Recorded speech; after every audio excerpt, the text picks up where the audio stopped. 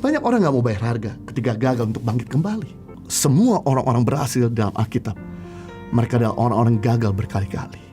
Kalau kita mau bayar harga untuk makan firman, ini yang membuat kita gak jatuh bangun. Bayangkan, kita biasa makan 1 hari 3 kali, kita rubah pola makan kita 3 hari 1 kali, maka kita jadi orang yang lemes. Sama hal kalau kita gak pernah mau bayar harga untuk makan firman tiap hari, maka kita jadi orang yang mudah jatuh bangun. Orang yang berharga pasti akan lihat hasil ketika kita berani bayar harga untuk memberkati orang, maka engkau akan hidup dalam anugerah cakrawalanya Tuhan.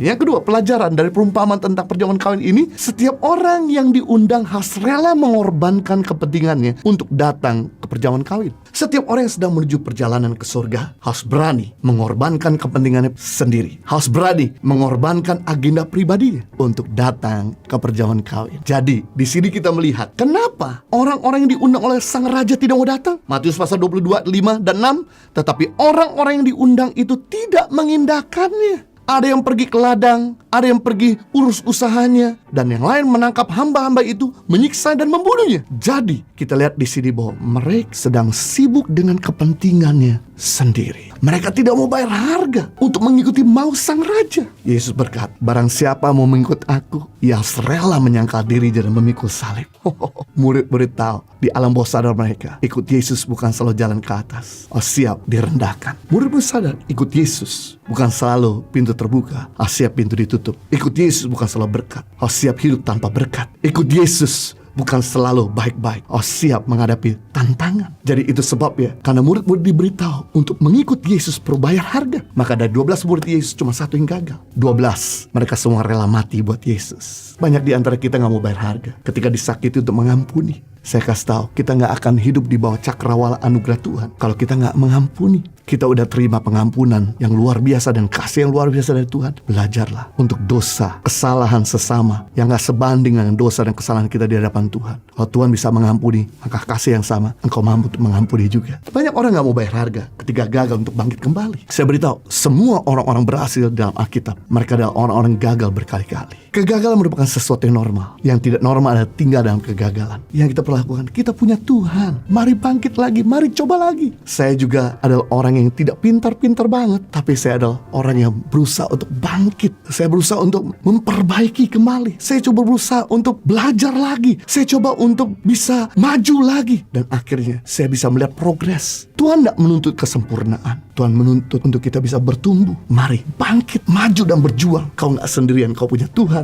Banyak orang gak mau bayar harga, meluangkan waktu untuk Tuhan. Padahal kita tahu waktu kita punya hubungan dengan Tuhan, membuat kasih semakin bertambah-tambah dalam diri kita. Karena kasih setia Tuhan itu baru tiap pagi. Jadi waktu pagi hari kita meluangkan waktu untuk bayar harga ketemu Dia, maka kasihnya membuat kita jadi panjang sabar sepanjang hari itu. Kasihnya membuat kita rendah hati sepanjang hari itu. Kasihnya membuat kita bisa mengampuni. Kasihnya membuat kita jadi bisa memberkati orang lain. Kalau kita mau bayar harga untuk makan firman, ini yang membuat kita gak jatuh bangun. Bayangkan, kita biasa makan 1 hari 3 kali, kita rubah pola makan kita 3 hari 1 kali, maka kita jadi orang yang lemes. Sama hal kalau kita gak pernah mau bayar harga untuk makan firman tiap hari, maka kita jadi orang yang mudah jatuh bangun. Orang yang berharga pasti akan lihat hasil. Berbeda dengan orang yang gak mau bayar harga.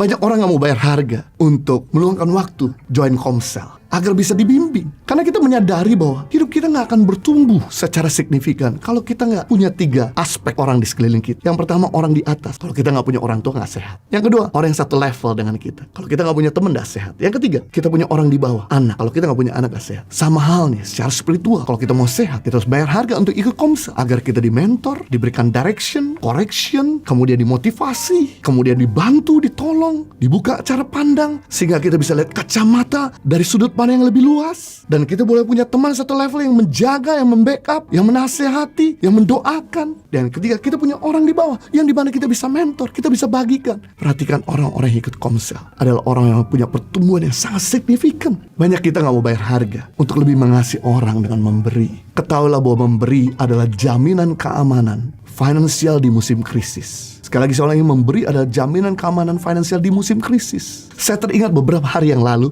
uang di rekening bank saya sisa sedikit. Dan kemudian ada satu orang yang membutuhkan. Dan tidak ada lagi uang selain rekening bank saya. Selain uang itu, langsung saya transfer semuanya kepada orang itu. Saya sampai harus hidup dengan iman. Setelah saya transfer uang ini yang terakhir, saya hidup dengan iman bergantung sama Tuhan. Tapi yang menarik, setelah saya transfer ke orang itu, beberapa menit kemudian, gak sampai hitungan jam, ada orang WA saya berkata, "Pak Jojo, kami ada kirim berkat buat Bapak." Amazing. Saya memperhatikan ketika kita berani bayar harga untuk memberkati orang, maka engkau akan hidup dalam anugerah cakrawalanya Tuhan.